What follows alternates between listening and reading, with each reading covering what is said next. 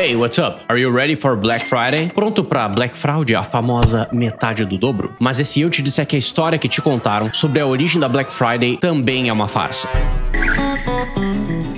Não tem nada a ver com lojas saindo do vermelho e ficando no preto. A origem real da Black Friday veio da polícia para descrever o caos e o desastre. E é por isso que no vídeo de hoje tu vai entender a história real, a cultura e vocabulário prático em inglês sobre a Black Friday. Porque English Drops também é cultura. Hoje tu não vai aprender só inglês e história. Hoje tu vai aprender inglês para não cair em uma rip-off. Hey, how's it going everyone? Teacher Rodrigo Matos here coming at you with some new English Drops. Pronto para destravar o inglês da Black Friday? Então, bora pro conteúdo de hoje. Hoje eu vou testar algo novo aqui no canal em formato de mini podcast. E por sinal, esse formato ainda não tem nome, então se tu tiver alguma sugestão, deixa aqui nos comentários. Hoje eu vou te contar uma história e te dar vocabulário em inglês. E logo depois eu vou pausar, vou voltar aqui pra gente fazer a engenharia reversa juntos. A gente vai decodificar a pronúncia, o vocabulário e o contexto cultural da Black Friday 100% sem tradução. Então o vídeo vai estar dividido em 3 partes. A história real da Black Friday, vocabulário útil para compras e uma simulação de diálogo de compra. E como tu pode aplicar todo esse vocabulário que tu vai aprender aqui hoje em uma situação de vida real. So without further ado, let's go to point number 1. Alright, so the real history, the Philadelphia Chaos. Já vou te dar uma dica aqui de cara. Tenta focar nos sons e nas ideias, não em traduzir palavra por palavra. The term Black Friday wasn't invented by stores. It was invented by police officers in Philadelphia in the 1960s. For them, the Friday after Thanksgiving was a nightmare. The city was overwhelmed with tourists and shoppers for the big Army-Navy football game. This meant massive traffic jams, accidents, and shoplifting.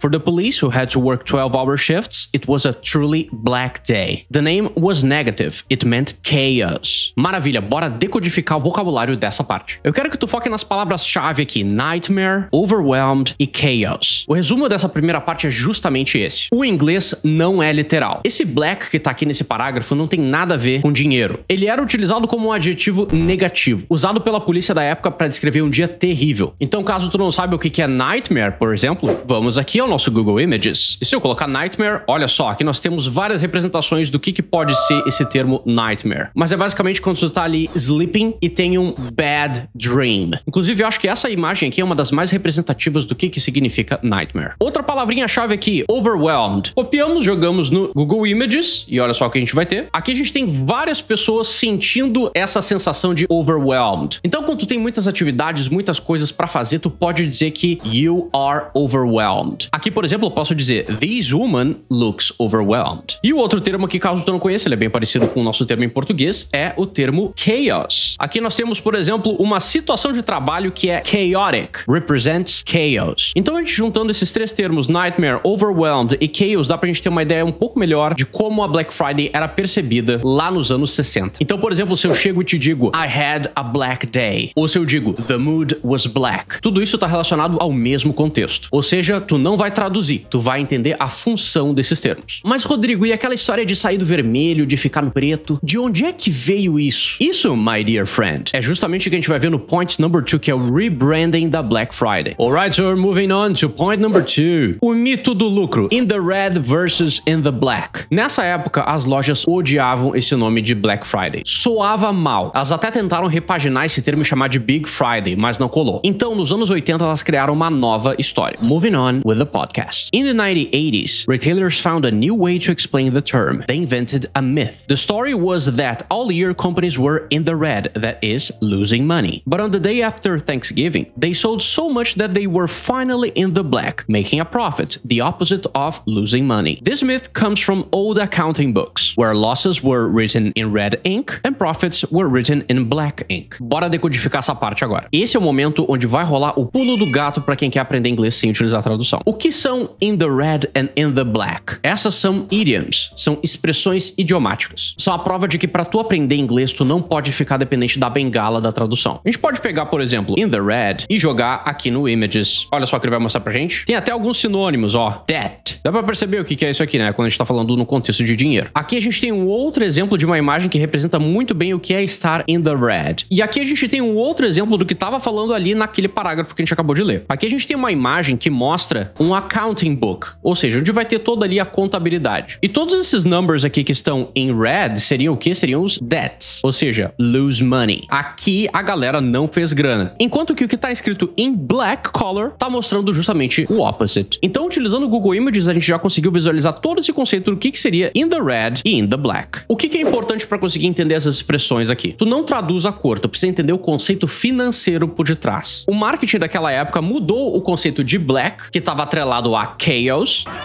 e reconectou esse conceito com o termo profit. Inclusive, eu já preciso te dizer, se tu curte essa pegada de aprender inglês com contexto cultural e história, e não só com regrinha chata, não te esqueça de smash like e já aproveita para te inscrever aqui no canal do English Drops. Tem vídeo novo toda semana. Agora que tu já conhece a história da Black Friday de forma resumida, bora pro que realmente interessa. O vocabulário que tu realmente vai utilizar para não perder dinheiro nessa próxima Black Friday que já tá chegando. You guys ready for point number 3? Let's move it. O vocabulário essencial da Black Friday. Maravilha, hora de ir às compras. Presta atenção nesses 4 termos utilizados com frequência na Black Friday. Alright, shoppers, you need 4 key terms. Number 1, on sale. This is the most important. If a product is on sale, it means it has a discount. It's different from for sale. E com certeza tu já deve ter visto esse termo em algum lugar, até aqui no Brasil, porque o pessoal adora apropriar esses termos. Temos várias imagens representando aqui esse termo on sale. Então olha só aqui, ó. On sale, seguido de todos os discounts. Outro exemplo aqui, a gente pode ver sale ou on sale. E obviamente a gente também vai ter o termo que é praticamente um sinônimo de on sale, que é discount. 30, 60% off. Esse off aqui também representa discount. Um outro termo que é muito interessante aqui, que está relacionado com discount e on sale, it's the term bargain. But what is a bargain, Teacher Rodrigo? A bargain is more than just a discount. It's an amazing deal. It's basically a product that is much cheaper than the real value. E obviamente eu coloquei bargain aqui também no Google Images. Quando tu encontra, por exemplo, uma percentage alta de discount, a gente pode chamar isso de uma bargain. A bargain is not just a simple discount, it's a big discount. Tu não precisa necessariamente estar na Black Friday para encontrar bargains. Que é um exemplo clássico de quando tu geralmente consegue encontrar bargains, quando tu tem um produto que tá perto do vencimento. Se tu tá no mercado e tem algum product que tá com valor muito abaixo, é muito provável que ele tá perto da data de vencimento. E principalmente se for alguma coisa perecível, a loja não vai poder comercializar ele se ele tiver vencido. E é aí que as real bargains aparecem. Mas a gente tem algo que é ainda mais intenso que bargain, que seria um doorbuster.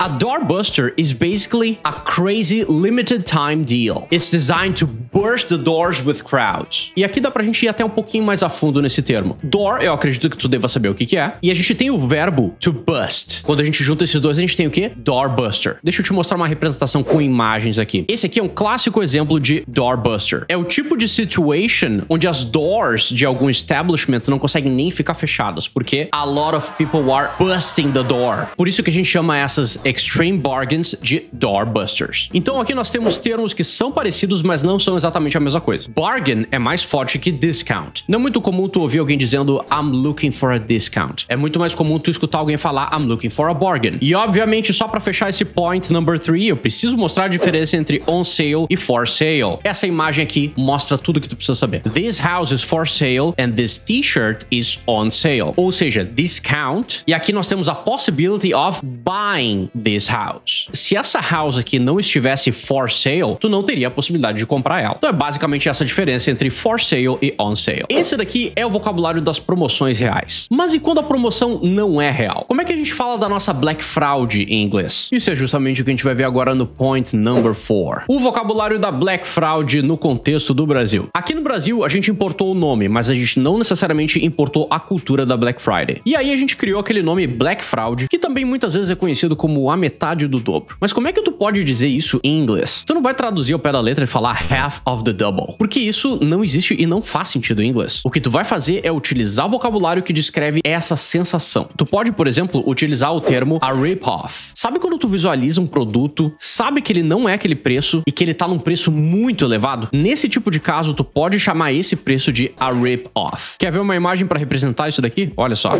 Esse tipo de expressão aqui é a expressão que tu tem quando tu enxerga um rip-off. Foi num restaurante experimentar pela primeira vez, a comida era ruim, mas o preço preço era exorbitante, tu pode falar "This place is a complete rip-off". Mas nem só de rip-offs vivem as Black Frauds. A gente também pode usar o termo scam nesse mesmo tipo de contexto. Só que scam, ao contrário de rip-off, pode ter mais alguns significados. Scam tá muito mais ligado ao sentido de enganação. Sabe um exemplo que, na minha opinião, eu costumo achar que é muito scammy? É quando tu vai em um restaurant e tu precisa pagar aqueles 10%, aquela famosa taxa de serviço. Se esses 10% realmente forem para as pessoas que estão te atendendo ali, eu não enxergo isso como uma scam. Mas a grande verdade é que muitas vezes a gente não sabe se esses 10% realmente vão para aqueles funcionários. Então por isso que eu acho bem scammy. Mas scam também pode estar ligado a isso daqui, ó. Sabe quando alguém te liga pedindo informações do teu cartão de crédito, esse tipo de coisa? Tu pode chamar isso de uma scam também. Viu algum número desconhecido te chamando, tentando se fazer passar por alguém? Scam. Sabe aquelas ligações de banco suspeitas? Também pode chamar de scam. Então até aqui a gente já viu rip-off e scam, mas eu também quero mostrar mais um vocabulary, que é o misleading. Misleading nada mais é que aquele tipo de situação onde tu, por exemplo, enxerga algum tipo de propaganda, mas quando tu vai comprar o produto não é nada do que estava na propaganda. Exemplo com imagens? Claro, let's go. Digamos que tu vai lá em um fast food restaurant, tu enxerga toda essa coisa aqui bonita, toda uma expectation, e quando tu chega pra comer, é isso daqui. This is the reality. Tu pode chamar isso aqui de um misleading advertisement. Ou, por exemplo, quando tu vai em algum lugar e eles te dizem free alguma coisa. Quando tu enxerga esse free, a primeira coisa que te vem na cabeça é, ok, tô pegando alguma coisa na faixa. Mas aí quando tu chega no lugar, tem um monte de letrinhas miúdas e coisinhas que tu precisa fazer pra conseguir esse free product. Então a gente também pode chamar isso de misleading advertisement. E aí, já conhecia essas palavras rip-off, scam e misleading? Se não conhecia, deixa aqui nos comentários algumas frases de exemplo pra tu ir testando isso que tu acabou de aprender. E basicamente essa forma como eu tô te ensinando o vocabulário aqui é como a gente destrava o inglês. Para de te apoiar na bengala da tradução literal e começa a utilizar as palavras e os termos novos onde o contexto tá pedindo. E falando em não cair em roubada, se tu tá cansado de scams e rip-offs no teu aprendizado de inglês, de curso que promete fluência em 6 meses e não entrega nada, eu quero te convidar pro Desafio Destrava. Ele é o oposto da Black Fraud. E caso tu não conheça, o Desafio Destrava é o meu mini curso de 7 dias que te ensina justamente esse método. Como parar tua dependência da tradução e destravar a tua fala. E o preço já é de Black Friday. Somente um pagamento de R$19,90 com acesso vitalício. Esse é o preço real para tu destravar o teu inglês e mudar totalmente a tua mentalidade em relação ao idioma. E tem mais, o curso tem 7 dias de garantia e caso tu não fique satisfeito com os resultados do desafio, é só pedir reembolso que eu devolvo o valor do teu investimento sem perguntas e sem burocracia. Se estiver interessado em participar do desafio, é o primeiro link aqui da descrição. Trust me, you don't wanna miss this real bargain. Beleza, maravilha. Agora tu já sabe a história, já sabe o vocabulário bom e o vocabulário contra golpes na Black Friday. Mas como é que a gente junta tudo isso em uma conversa real pra tu comprar alguma coisa? Isso é justamente o que a gente vai ver agora no point number 5. You ready? So let's move it. Simulando uma situação de compra real com inteligência artificial. No meu último vídeo eu falei sobre inteligência artificial para aprender inglês e também sobre o Comet, que é um navegador com inteligência artificial embutida. E o que a gente vai fazer agora é uma simulação de compra utilizando o ChatGPT. E se tu quiser, tu também já pode sair praticando isso aí da tua casa. O meu objetivo com essa conversa é a gente praticar esse vocabulário que a gente aprendeu aqui no vídeo. On sale, bargain e rip-off. Então eu já tô com o ChatGPT aberto aqui e eu vou colocar esse prompt. Se tu quiser, tu pode pausar agora, copiar esse prompt